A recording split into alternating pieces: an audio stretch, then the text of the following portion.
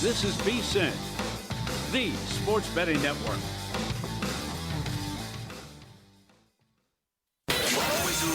Follow the money. That's what I always say. You always follow the money. Yeah. This is Follow the Money with Mitch Moss and Pauly Howard on VSiN.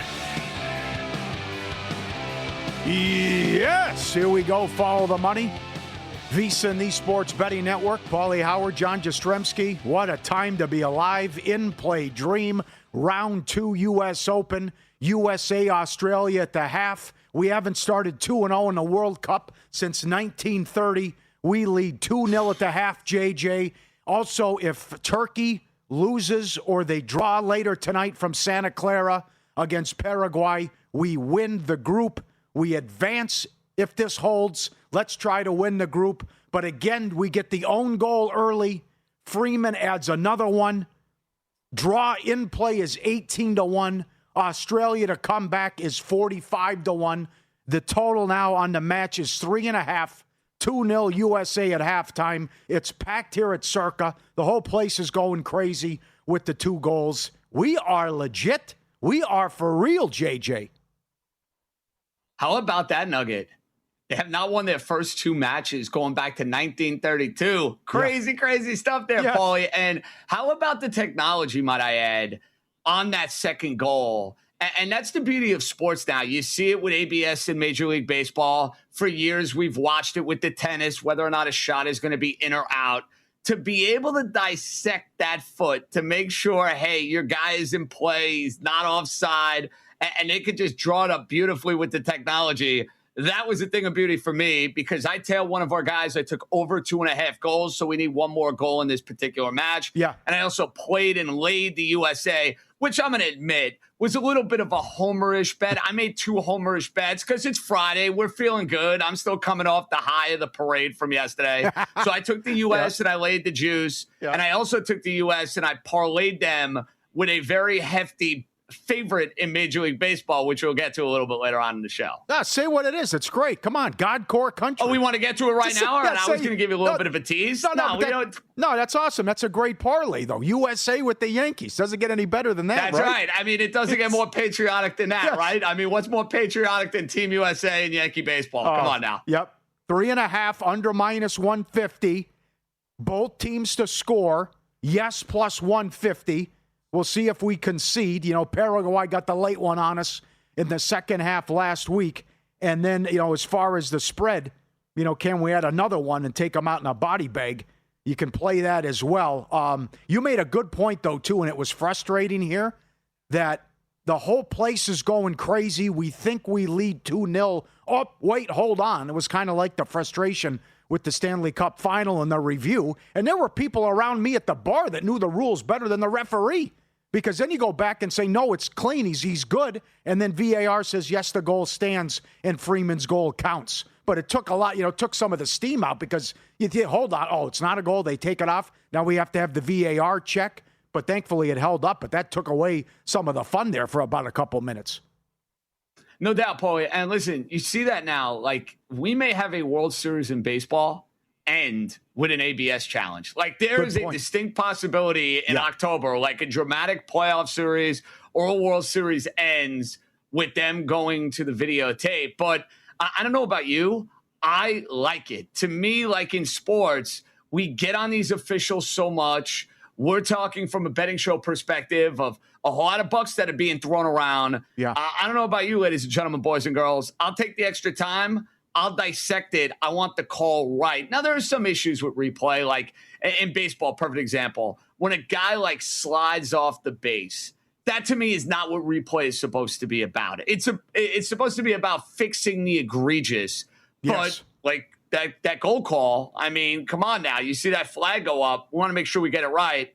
Thankfully, we do get it right. And Pauly, all I know, if we're not cashing USA at the end of the day today, I am not going to be a happy camper. Right now, I'm in a really good mood and in really good spirits. That will not be the case at around 7 Eastern if this is a draw, or dare I say this is a loss. Don't expect that to be the case. But how about the U.S. doing this in this first half without their best player, arguably? Crazy. Sure. The injury, right? No doubt about it. He's not playing. I can't believe the firepower here. And to win 4-1, and now it's 2-0. Does Australia score? If it holds, if it stays the way it is, under is 3-1. If the stay away, and then I mentioned what the DTTS earlier was as well. Under 3.5 minus 150. Under 2.5, 3-1. You want to go over 4.5, it's plus 430. But then again, this could fall maybe 3-0 or maybe it's 3-1. But I would say over 3.5 for the match now with how well we're playing and how dangerous we are offensively. But I didn't see. I did drive in, so I missed the first 10 minutes. It didn't seem, though, that Australia generated much chances or many opportunities. We've been great thus far. Is that how you see it?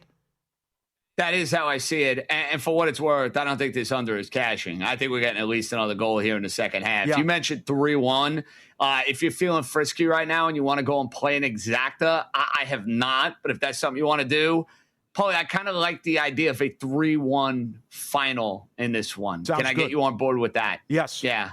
Yes. I'll look and see what that pays in a second for exact score. I was going to say, you got the big circuit. It's going to be easier for you to do it than me. You got that beautiful big circuit sportsbook wall, 7-1. Thank you, Luke. Appreciate that. 7-1. Yes, very good exact score. I could see that as well. Also, talking to Luke, because here at Circa, Burgess to score first was 100-1, but it was an own goal. So own goal. Yeah, FanDuel and Boyd, I think, then push it to the second goal. It depends where you shop and where you bet it. So that's bizarre that starts that way with the own goal, and that was plus 550. I think that's now the 7th of the tournament, and for the whole tournament, World Cup, it was 10.5. So the own goals continue. So also maybe you cash with Freeman, who scored the second goal, how that plays out as well. So we play Turkey next Thursday back in Inglewood, but this would be something if we get help tonight from Paraguay and we can win the group. And that could be the case tonight. Paul, did you bet him to win the group? No way. I bet him to win the group. No way. No way. You didn't? We've stunk. Okay. I'm in my I'm almost 50 years old. We've stunk in soccer for how long? I mean, I said it earlier, 1930. I know. The group was, you're right about that, but the group was so weak. Yeah. I mean, to be fair, they really did set it up, not to be some sort of soccer expert, but you kind of looked at who you were playing, and it wasn't like necessarily a murderer's row where you have that behemoth. You don't have a Brazil to deal with. You don't have a Mexico to deal with. You don't have one of those perennial powers. Kind of set up well. It's like in a way the World Cup committee set it up in a way where they wanted to make sure the host country was going to go and have some success. But by the same token, Pauly, they're playing unbelievable ball. I mean, they have been great here in the first three halves of these games. Absolutely. Yes. It'd be great to be in Seattle and the atmosphere's top-notch A+. I wouldn't mind being in Foxborough coming up, though, for Morocco and Scotland. I have put you on Morocco. The more I think about it, I love Morocco coming up. But again, the Tartan Army here and the Scotland supporters who drank Boston and the taverns out of Sam Adams, they drank 4 times what the company normally stocks during a typical 4-day holiday stretch like the 4th of July. They had to bring in emergency delivery of beer and extra deliveries. Multiple bar owners said, we've never seen anything like it. The White Bull Tavern, out of beer. Scottish fans drank us dry. One place was only down to Bud Light. The partying is nonstop. They won 1-0 against Haiti. But if you dig deep, JJ, Haiti had more possession time and had better expected goals to win that. So not only Morocco to win, you can bet to 0, or you can lay a goal and a half, which is like plus 220, plus 240 in that range. Very impressed with Morocco in the draw against Brazil. Great story, but I think Scotland was fortunate to beat Haiti. Have I talked you on to Morocco here? You want to join the fun? You sure have. Okay. And the only thing that scares me a little bit is that it feels like everybody and their mother now is hopping aboard the Morocco train, which always is a little frightening for me. But you know what? I just rode a bandwagon with the New York Knicks, and it worked out pretty well. Sure. Let's hope that bandwagon continues to give me success. But I got to say, the Scots ran the folks up in New England out of beer. Pauly, that's like when I come into the Circuit Casino, I run them out of Modelo's. You know what I mean? Like I'm at the Stadium Swim, I'm at the sports book, I'm rolling the dice, right, watching the games. Like, I know Derek and company never got to worry about running out of beer and running out of Modelo, but I give them a run for their money. Just saying. Well, listen, I heard the stories about you. You know, House and Cousin Sal, you are fantastic with the craps. and fun to be around when you got a nice roll going as well. The chief operating officer at Hennessy's Bar told the Boston Globe sales tripled St. Paddy's Day. I've been doing this for over 30 years. I've never seen anything like it. I mean, these fans can put it down what they're doing, but we'll see. And you know what you're seeing too, Pauly? These people are on vacation, and they know full well, hey, World Cup, I spent a lot of money to come here. My country is in it. I'm getting my money's worth. I think the Scots are almost certainly getting their money's worth. Absolutely. We're underway in the second half. 2-0 USA. Draw 18-1. Australia to shock the world 45-1. The total is 3.5 under -130. You know, you want to lay 2.5 with the USA. You want to go over 3.5. You want to go over 4.5. I ran down the numbers earlier. It's all there. But we look great, and I don't know if Australia's going to score. So maybe it's more like 4-1. That could happen too. And over 4.5 is plus 440 at DraftKings. Follow the money, VSiN, the Sports Betting Network. Pauly Howard, John Jastremski, the legend, Bob Ryan in 20 minutes. Should the Celtics get Giannis? Should they change the way they play? His advice for Wemby, the great mass excursion later in the show. A plethora of props. The Miz is going again. His favorite guy for the Brewers. So we'll talk to him, and also more soccer in the card coming up, and the weekend slate with Malcolm Bamford as well. You won't believe what happened late last night with the U.S. Open and how this golfer responded today. That's next, coming up. Follow the money, VSiN, the Sports Betting Network, downtown Circa.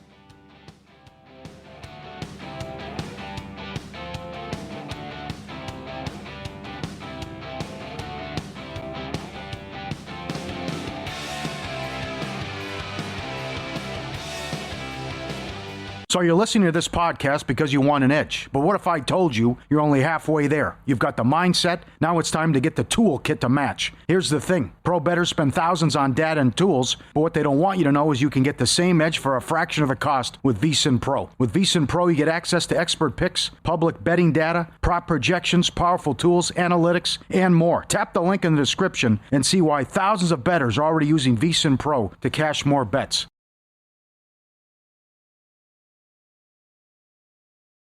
Yep.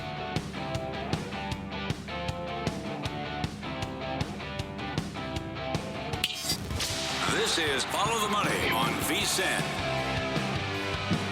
All right, 4 minutes into the second half, 2-0 USA. Exact score in play, 3-0 plus 270. 3-1 is 7-1. 4-0 is plus 550. 4-1 is 14-1. Tickets that already cashed. Our guy Luke, we had him on yesterday in pocket. U.S. money line. Well, I'll get to that in a second. I don't want to jinx it. U.S. money line and team total over 1.5. The correlated parlay. He's already got the team total over. BTTS and over 2.5 plus 150. Alex Blowers, our guy here at VSiN, does write-ups every day.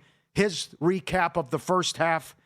USA really unsettled Australia in the first half with their high tempo, pressing, and direct running in behind what caused problems. I don't think Australia can break USA down. The biggest threat they pose is a set piece. He gave out USA first half money line and the team total over 1.5, which cashed plus 170. At halftime, he added plus 3.5 over plus 125.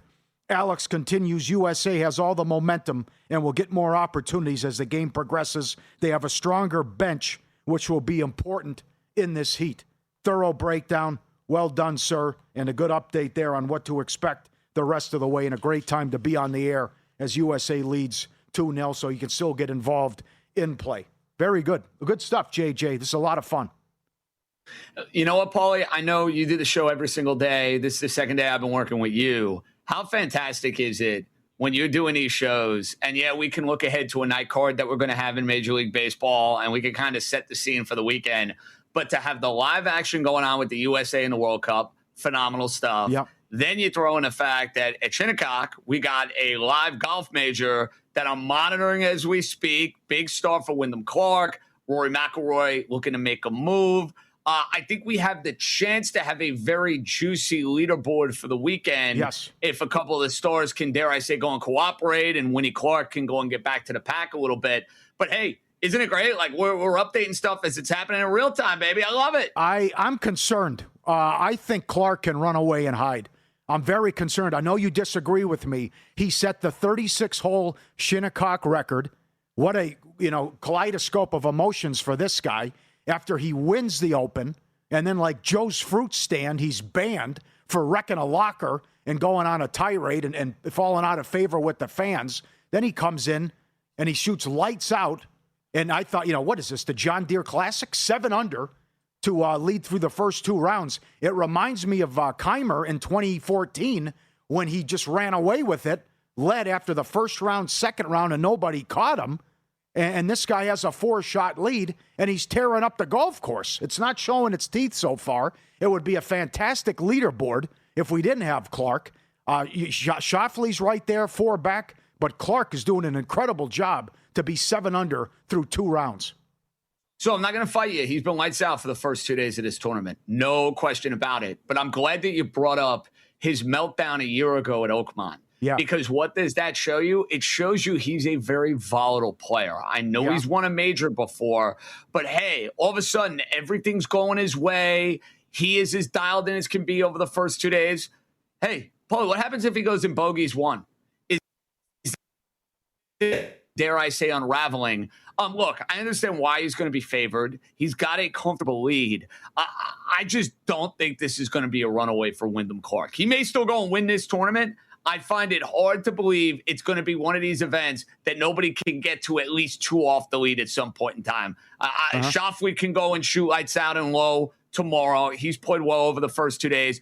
The same could be said for Matthew Fitzpatrick. And keep an eye as we are watching and monitoring this tournament as we speak.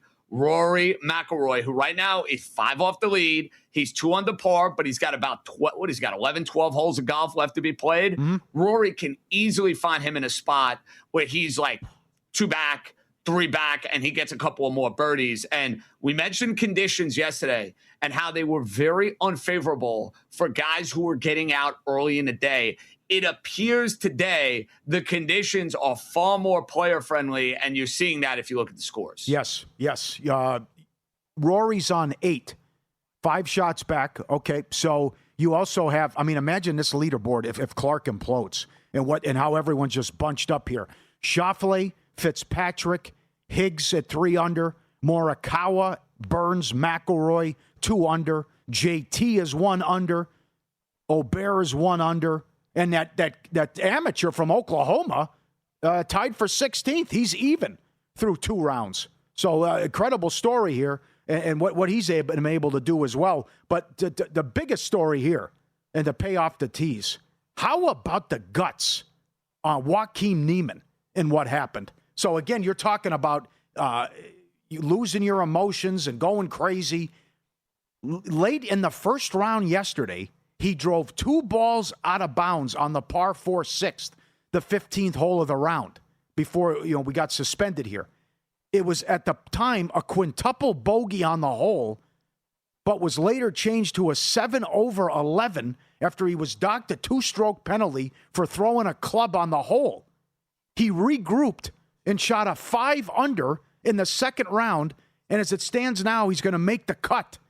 And he asked for a ruling. It didn't go his way, and he pulled like a Happy Gilmore and did a helicopter with the club. And then it turned out he got an 11 on that hole, but then came out, and he was awesome today. And the analysts and announcers were all over him about conduct, and you can't act like that and throw in your club and what happened. And he apologized after losing his mind. He said there were ants on the ball and something, and it didn't go his way. This is right out of a movie, what would happen. And I think, he's 3 over. It's crazy things would happen, but if he's able to make the cut after what he did with that 11 on a par 4, it would be a great turnaround by Niemann, and what a story. Pauly, it sounds like the sort of behavior that I would expect from the hooligans that I play with on the golf course. Yes. Not exactly the sort of decorum and behavior that you would see on the PGA Tour, but that's what I mean about certain golfers' intestinal fortitude and where they're built inside between the ears. It is such a grueling and challenging game. I'll give you an example. If that happened to a guy like Wyndham Clark, who is very emotional, he's not recovering. He's not recovering. We saw it last year. Hatton is another one. very talented guy, fun player to watch. He gets a little too emotional. And sometimes those emotions go and get the best of him. And listen, it's not an exact science. Obviously, everybody's got different personalities and is wired differently. But these guys who are kind of more, hey, they're able to bounce back. They're far more stoic. They put it behind them. Usually leads to better success in these big tournaments. Yeah. I mean, I like when these guys get riled up and show emotion. I'm not condoning throwing the club. But in April, Sergio Garcia was issued a warning. He broke his driver on a cooler on the second round. So we've had some weird moments here, right? And you had a great story yesterday how you picked up golf and started playing during COVID and taught yourself how to play. But this Adam Scott hit the wrong ball, 2-stroke penalty. Neiman's throwing his clubs. Higo was late for his tee time and fired his caddy when he was off on, just walking over practicing putting and said, I was late, but I was early. You had that nonsense at the PGA. We're on an incredible run here with some of these antics and how these guys behave.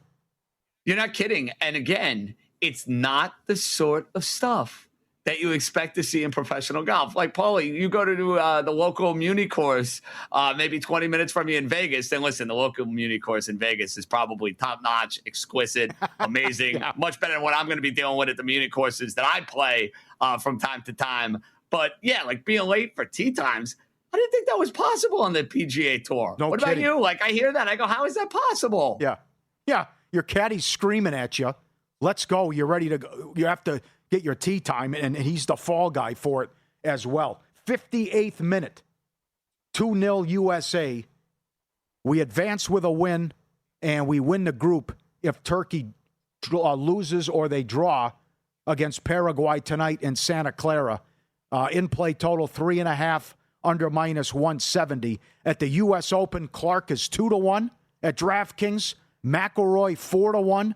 Rory just birdied. Okay. Rory just birdied. Got the 3 under. Here comes right. Rory. There's the move. Schauffele 10, Fitzpatrick 10, Scheffler 14-1. Morikawa still in it as well. He's 22-1. And Sam Burns and Tommy Fleetwood 31-1 to come back. I'd keep an eye on Schauffele. I'd keep an eye on Fitzpatrick. I'd clearly keep an eye on Rory McIlroy. The problem I have with Morikawa, he had an unbelievable day today. He shot a 65. Like, he was absolutely positively fantastic. I have no idea how his body holds up over the next 48 hours. I mean, this is a guy who's withdrawn from plenty of tournaments. He did it at the Players. In my weekly one-and-done golf pool, I got absolutely sabotaged on that for what it's worth, Pauly. So I would not go and take a stab with Morikawa. I can't trust him to get through the next 2 days, and I don't think he'll play consistent enough golf to get back in this thing. That's my 2 cents. All right, the 60th minute now, 2-0 USA. We'll recap everything with win-lose and all the talk about the draws. There's another angle to bet this where you're up 13 units in the World Cup as well. Could be a huge weekend. The legend, Bob Ryan, up next. Do the Celtics need to change how they play and make a move for Giannis? Straight ahead, follow the money, VSiN, the Sports Betting Network, Sirius XM, Channel 158.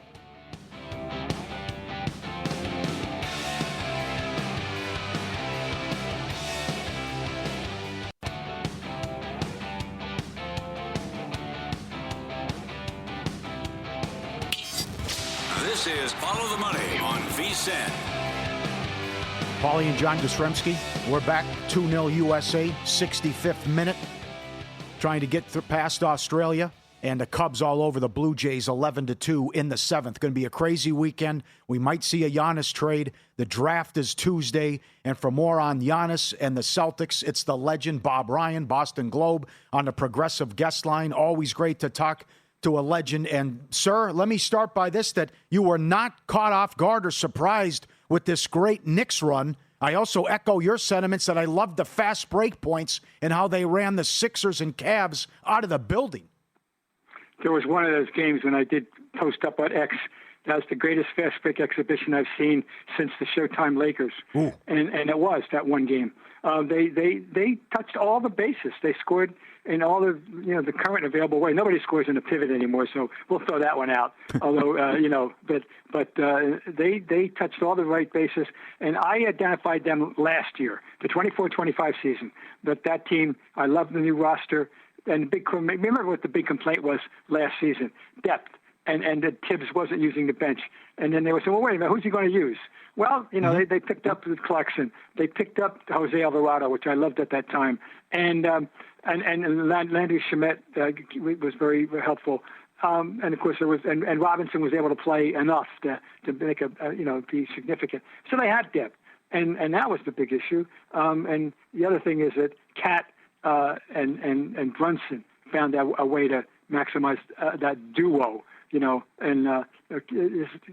so the new coach helped, having just a new voice and certainly a new approach, and everything worked well, and they deserve all the praise that they're getting. Yeah, well said. You've seen them all and covered all great players and teams. Do you have a comp to Brunson and what he's done in his career? Well, with this career, let's see how the career pans out. Now, this is he's had a up. I'm like, I liked him at Villanova. I knew about him. I when he was with Dallas, I was saying, oh man, I'd like to get that guy, on the Celtics. I'd love to have that guy. And then when the Knicks signed him to what they did, and I said, wait a minute, I love the guy, but he's an auxiliary player. They're overpaying this guy. Yeah. And I was hardly alone, but I was adamant. I don't know what they're doing. Why are they paying this guy? He's not that good. Well, guess what? He is that good. And as we watch him play every night, and we see how this guy has taken advantage of every bit of physical ability that he was given. He's maximized everything that you can do with that body that he has. There's nothing to do but admire this guy. Now, I'll give you one comparison about a 6'1" guy who maximized his ability and was able to worm his way inside and do stuff in a similar way in his time that Brunson did. And people would forget about this guy because he played with more glamorous players. That was Gail Goodrich. Mm-hmm. And Gail Goodrich, averaged 25 points a game for the 71-72 Lakers. I believe he actually outscored West by a percentage point or two. They each averaged 25. But he was a very resourceful player. I think that's the best word to describe those guys. They used every bit of resource that they had. So I remember Goodrich would post guys up when people posted people up. But anyway, that's the one other guy I could think of that at that size played in any remote way to the effectiveness that Brunson has. But he is just there's nothing to. I love it when he goes inside. I love it when he. There's one other guy in the league though right now that also has maximized what he's done, and I think you wouldn't disagree too much. And that is Peyton Pritchard. And Peyton Pritchard is about the same size, and he gets some amazing things done inside too. But right now, the man who's the king of the world is Brunson. He's the king of the world. He's the king of New York. And, Bob, you mentioned it before you came on. The camaraderie you've felt in New York is off the charts. The unity is through the roof. Everybody around the boroughs wearing Knicks hats, Knicks shirts. I've never seen anything like it. And I'm trying to think of a historical comp for this Knicks team. You know the history of the NBA better than anybody. The one team I keep coming back to, and I know it's a different era of basketball, that Pistons team. I know it was built different, but Worldwide West, a Detroit guy. You had Chauncey Billups. You had Rasheed and Ben Wallace, Prince, Rip Hamilton. Is that reasonable? Can you think of a better comp for this 25-26 Knicks team? Well, that's an interesting one. I know people have brought them up in the context of winning without superstar, that they didn't have a superstar player, even for that. Who was the best player on that team? Was it Chauncey, who is in the Hall of Fame? Was it Chauncey? Maybe so. Rip Hamilton, nice player, but not a Hall of Famer. You can go on the list of some others they had. I don't think that they're completely comparable. I think the Knicks are better, and no question of higher wattage, higher star power than this Pistons team had. I think, frankly, yes. The one team I thought you were going to go with in terms of captivating a city and turning it into a complete high school atmosphere, the Trailblazers. At 677. Yeah, I remember they were the first team that were charging people to go watch the game, in the building and when they were on the road. Okay, they were the first team. They were the first team to do that. Watch party. Mm-hmm. We didn't have that word in that. I don't know what they called it, but they used to bring people into the Rose Garden and when they were on the road and sell 12,000 people tickets. That was the first one. Now we're talking 49 years ago, but they did it. So you got to just throw them into the discussion. But imagine New York. Are you serious? New York, 5 boroughs, all the millions of people, and the way they have taken, and all the great teams, all those Yankee teams, the football giants, et cetera, and there's never been anything like what we're seeing in New York for fan fervor. The city game, the late Pete Axthelm, it's got to be up there having a good couple of beers saying, this is, I told you guys that New York was a basketball town because, he wrote a book called The City Game. And everybody knows about, the Rucker League, and everybody knows about the 4th Street and all that. And it's all true. And I think it's wonderful. All right, let's get to the Celtics. I'm better than anybody. The vibe in town, are they going to be okay saying goodbye to Jaylen Brown and bringing in Giannis? Do they want to keep that partnership of Tatum and Brown together? What's the pulse at the moment, Bob, of the city that you know better than anybody? I think it's a big debate. People are about 50-50, and I'm ambivalent myself. I'm in no hurry to get rid of Brown, okay? He said a dumb thing that he should have known wasn't going to go over well when he said this was his favorite season after they got eliminated 3-1. And what he meant was, they didn't have Tatum, and yet they surpassed all expectations, which they did. They were very entertaining. They gave us a really nice, fun, rewarding season, and they couldn't close it out. Okay, fine. But you don't say that. People don't want to hear that. But that doesn't bother me in the big run. He gets out and plays. My theory is this: I'm not in no hurry to get rid of him. I understand what the potential of a healthy Giannis thing is with Tatum. Would give them a dimension they do not have at the moment. But I'm not trying to kick Brown out of town. My final theory is this: in Brad, I trust. I'm going to go whatever Brad Stevens does. I'm going to endorse. If he doesn't trade him, see, Brad, you knew what you're doing. If he trades him, okay, Brad, I'm going to trust you. And I mean this. I trust Brad Stevens. So whatever they do, whichever way he leans, that's the way I'm going to. Okay, 2 minutes left, sir. Bob Ryan, our guest on the Progressive Guest Line. If you're Wemby, do you call Duncan? Do you call Olajuwon? What do you think he should do to work on a post game? Well, he's got Duncan and he's got Pop, and work on a post game. Well, work on a post game if it's interesting who's left to do that. Olajuwon would be one. Yeah, he would be one for sure. I would think. There's just people out there that if they wanted to consult, but he does need to do that. But the thing about him is, he sullied his reputation. We were canonizing him, and I was right there doing it. Then he elbows Naz Reid. All right, that's an aberration. I thought, right. And then we all know what he did after that, and really dumb things and dirty things, and my God. And then he doesn't seem to be remotely remorseful, and he needs to. He really sullied his own image a lot. He's got to go home and they got to talk to him about. He needs to make some public amends. I think he's going to cost himself a lot of money if he doesn't say, okay, I'm sorry, I don't know what I was saying. Let's go back and start all over. So, but you're right about he does need to diversify his game. He has to get. We know you're worried about the body from the start. Yeah. So we figured he wants to get stronger and all that. But he's 22 years old. It's a long way to go. He's far from a finished product, and he does bring to the table physical skills that we've never seen a 7'4" guy have, period. He's different, and he's fascinating, and he's still a young man. And so the story's far from finished. Absolutely. Great perspective. Love the stories. Love the insight. Always good to catch up with you. Have a good weekend, sir. Thanks for a few minutes. Thanks for having me. Bye-bye. Bob Ryan on the Progressive Guest Line. Enjoyed it. That was tremendous. Yes. Wow. 50-50 there. Should they make a trade? And Brad, we trust. Very good. Good points about Wemby, too. Everyone loved him, and then he became a villain overnight. Update in the USA match and win-lose. Everyone talking about the draws. How about if you're betting this angle every single match? The answer will surprise you coming up.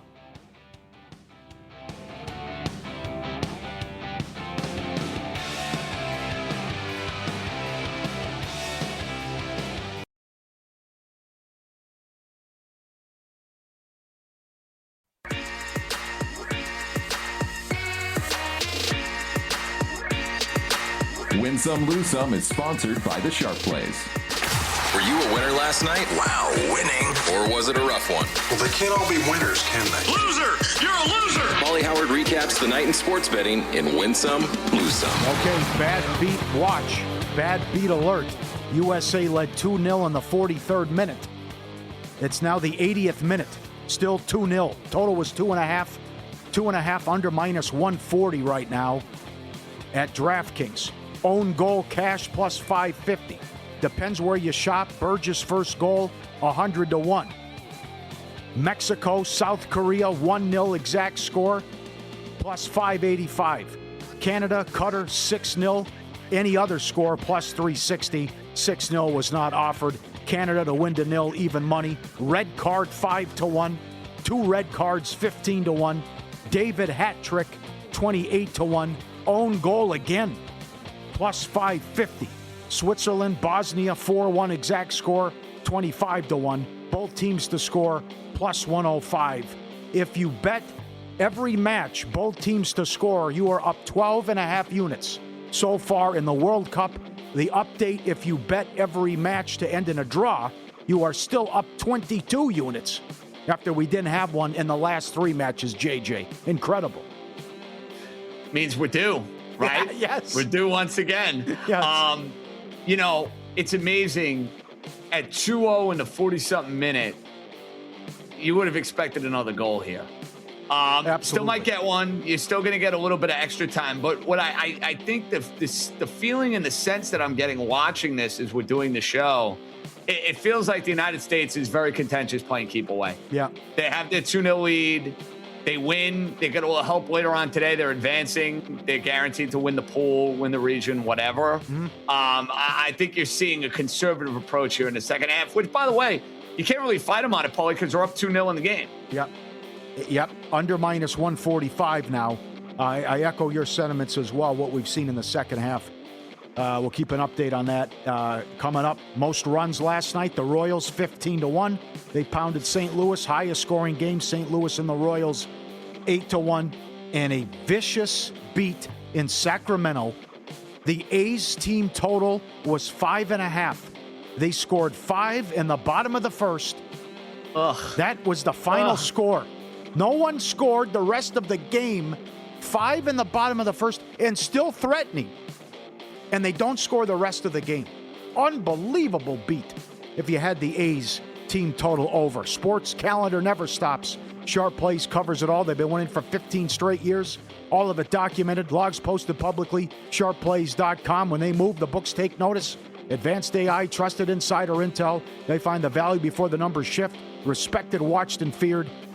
The AI plays have been incredible. The daily Mr. Poison tweets.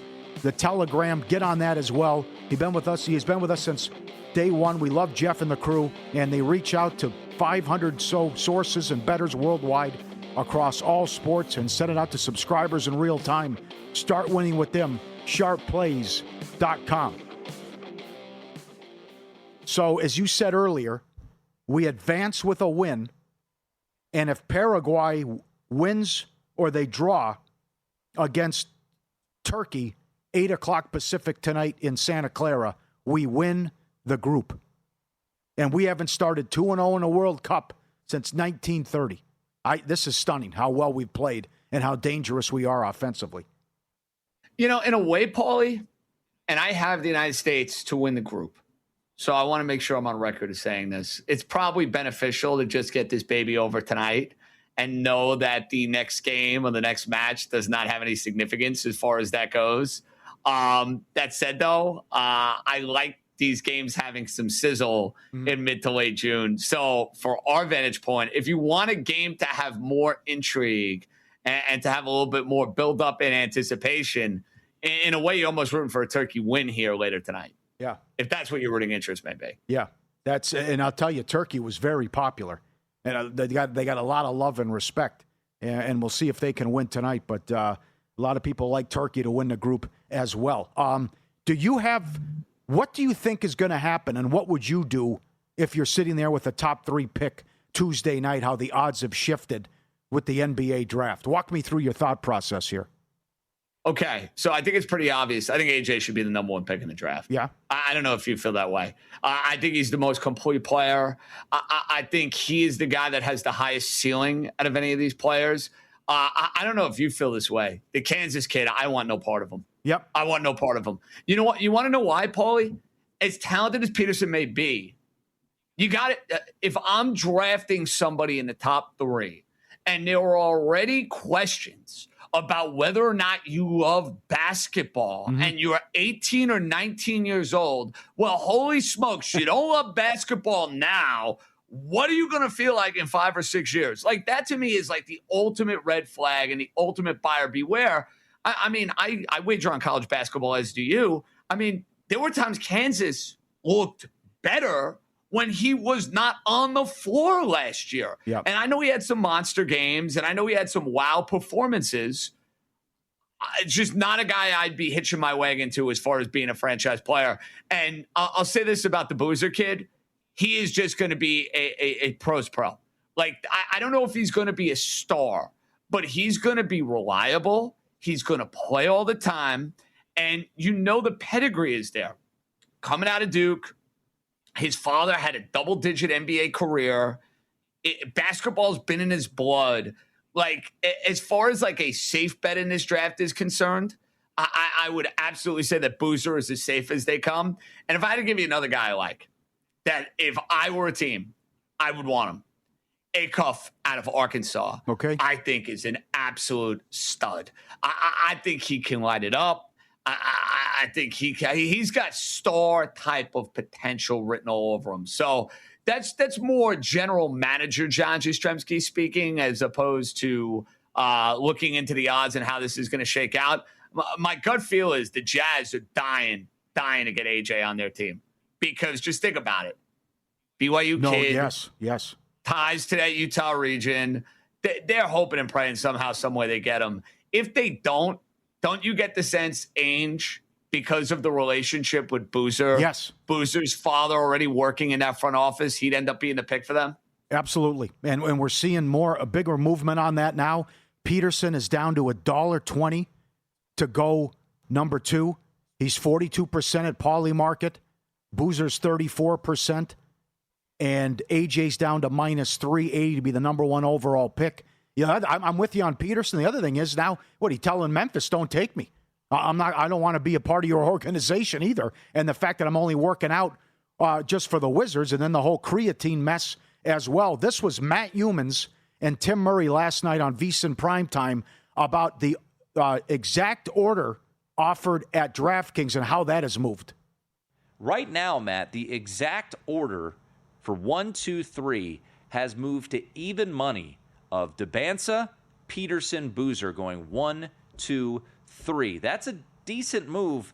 Yesterday, or maybe 2 days ago when I looked at this, Debanza, Boozer, Peterson, Debanza going 1, Boozer 2, Peterson 3, was at 4 to 1. Yeah. Are you buying this smoke that Cameron Boozer, the power forward out of Duke, could be the number 2 pick by the Utah Jazz? There's no doubt about it. He could be the number 2 pick. I talked about this on Mitch and Paul's show yesterday. If I had to play the exacta or the trifecta here on the exact order, I would go Debanza, Boozer, Peterson. Now, right now it's 3 to 1. Like you said yesterday, it was 4 to 1. That's the way I would play it. I talked about this a couple days ago, JJ. It was plus 650. Now it's plus 360. So I think absolutely AJ, Boozer, Peterson is the exact order 1, 2, 3 on Tuesday. How that's going to come out. I think that's in play. And then it also would put Memphis in a tough spot to be on the clock at 3 when a guy says, don't you dare take me. Well, I think that's our problem. You know, I can easily say a world where it's AJ 1, Boozer 2, but then it's, oh boy, 3rd pick. Peterson playing hall ball. Is he going to be the 3rd pick? Are they going to trade out of it? Are they going to go and take somebody else? Do they really like Acuff? Let's say Memphis, if they're going to move a guy like John Morant and they want to get a new lead guard and they go and bring Acuff in from Arkansas, and then all of a sudden our plus 6, plus 4, plus 3, 10 ticket at the moment goes bye. I still like it, though. I have not bet anything on this NBA draft yet. I have no problem with that exacta. Debanza, Boozer, Peterson 1, 2, and 3. Missed the best of the number, but I still like it, Pauly. Boozer minus 155 to go third.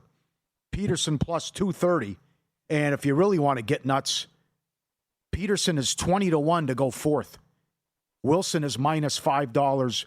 Boozer is 5-1. But everyone thinks that that's your top four. What's the order, though? But and I guess the Bulls are in the easiest position where they just take the guy that's there at number 4. Update on USA Australia. Do we hang on? Does it stay under? And the rest of the card tonight in the World Cup. Straight ahead, follow the money. Pauly, JJ, VSiN, the Sports Betting Network, Sirius XM, Channel 158. Stick with us.